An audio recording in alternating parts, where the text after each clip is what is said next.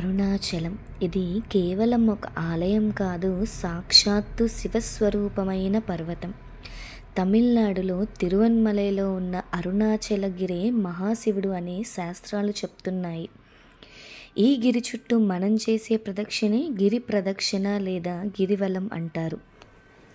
ఈ గిరి ప్రదక్షిణ మార్గంలో 8 శక్తివంతమైన లింగాలు ఉన్నాయి. వాటినే అష్టదిక్పాలక లింగాలు అని కూడా పిలుస్తారు. తూర్పు దిక్కున ఉన్నది ఇంద్రలింగం, జీవితంలో విజయం, ఆత్మవిశ్వాసం కోసం.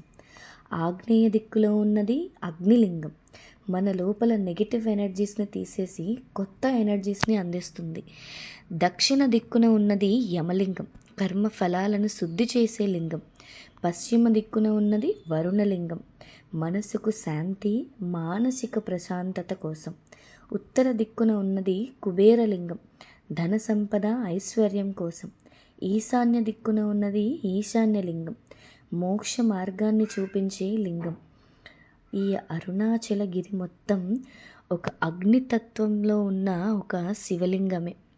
అందుకే కార్తీక పౌర్ణమి రోజున గిరి శిఖరం పైన వెలిగే దీపం శివజ్యోతి దర్శనంగా భావిస్తారు.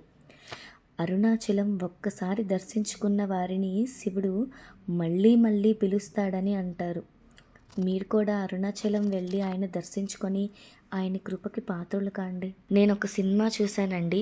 ఈ అరుణాచలంలో ఉన్న శివుడు, ఆయన చుట్టూ ఉన్న ఈ 8 అష్టదిక్పాలక లింగాల గురించి కూడా అందులో చాలా బాగా ఎక్స్ప్లెయిన్ చేశారు. ఆ సినిమా పేరే జటాధర. బాగుందండి, మీరు కూడా చూడండి. అరుణాచలం అన్నా, తిరువన్మలై అన్నా, అరుణాచలేశ్వరుడన్నా, అన్నామలయార్ అన్నా కూడా మన శివుడేనండి. ఓం నమ శివాయ.